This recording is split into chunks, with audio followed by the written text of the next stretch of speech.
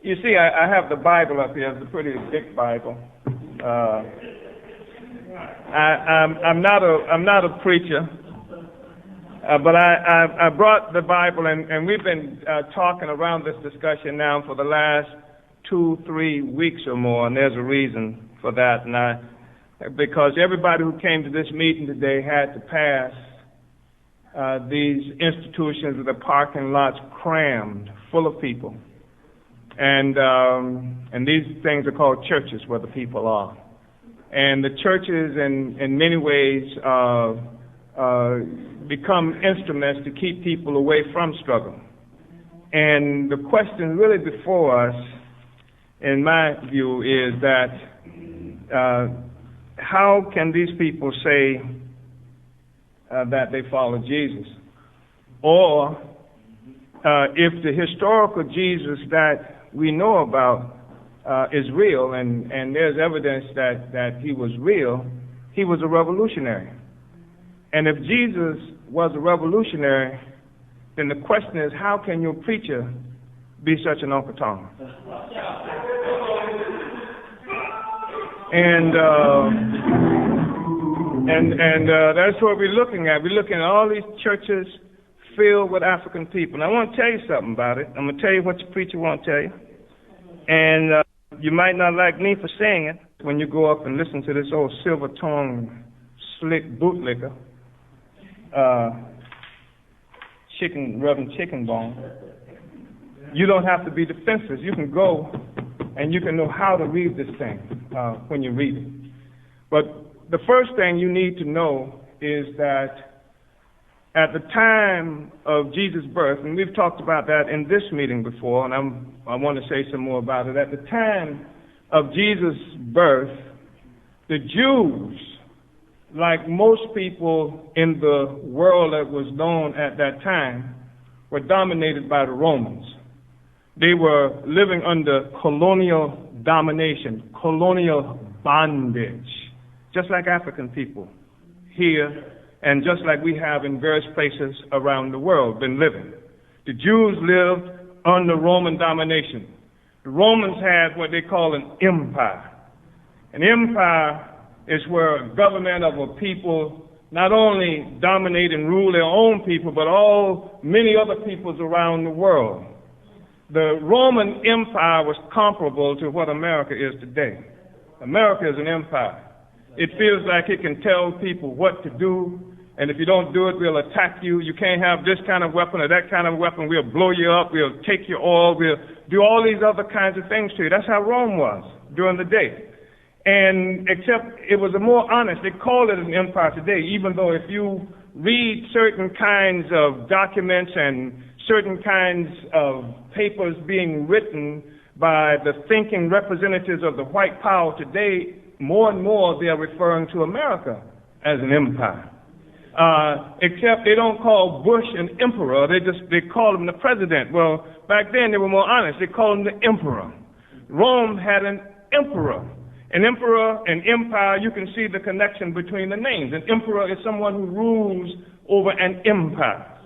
Now, the thing is that the people who are citizens of the empire, they live well because they live off the fruits of what the emperor brings from all over the world, all the oppressed peoples of the world. You find all their resources coming to the empire, coming to Rome.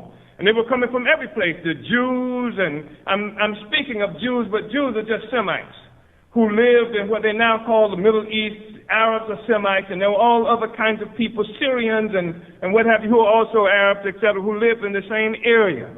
And all of them had to pay tribute to Rome. So the Romans lived pretty well. The Rome, of course, is in Europe, as you know, right? Rome is in Europe. What they call Italy now is the headquarters of what Rome was, white people.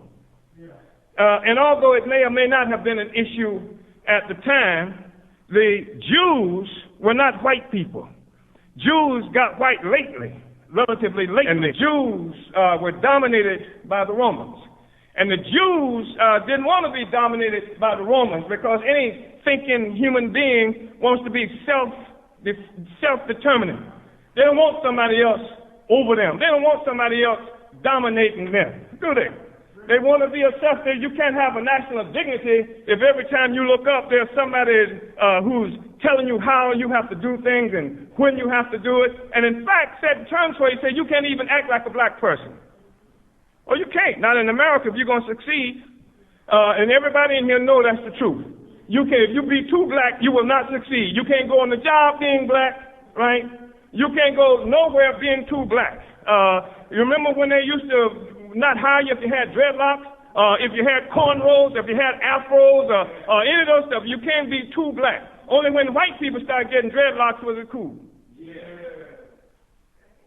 So, and when they found out that dreadlocks didn't mean nothing for a lot of these old sellouts, and sometimes he had a dreadlock and a processed brain. You had dreadlock hair and a perm on your brain. You understand? So they discovered that, and they said, let the Negroes have dreadlocks. But that's how empire runs it. And when you have an empire, people are asking the question like about what happened to Mtundu.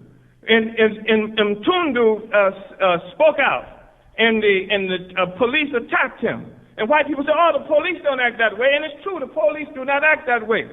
If you're citizens of the empire. If you were Roman citizens, the Roman police didn't treat the white people in Rome the way they were treating the Jews who were living in Israel. Treat you differently. Because one was a citizen and then one was a subject. There's a difference in being a citizen and a subject, right? So when Jesus was born, Rome was living, the Jews were living under Roman domination, and they had the same kinds of problem that you got today. Among the problems that you have when somebody else runs your affairs, you can't get along with each other. You notice that? And you say it all the time. Niggas just can't get together. You say it all the time. And one of the reasons it's hard for you to get along with each other is because you displace your anger. You mad with the ruling class. You stay mad with white people, but you done found out you disguise it even to yourself. Now, you get insulted all the time. Almost every day you get insulted. And the reason you don't go behind the counter and snatch them up and do something damaging to them because they're going to say, call security. And before you know it, the police is going to be there. And then they're going to have you on the ground with your head in the cement, whooping you up and putting you in jail. And you're going to go to jail, and the white people are going to say, yes, they did whatever the hell they said they did, and you're going to do some time. That's your reality. And you mad as hell. Your anger gets displaced. You ain't going to mess with that white person because you know what's going to happen to you. So with this displaced anger, who you take it out on? You take it out on the one who's closest to you.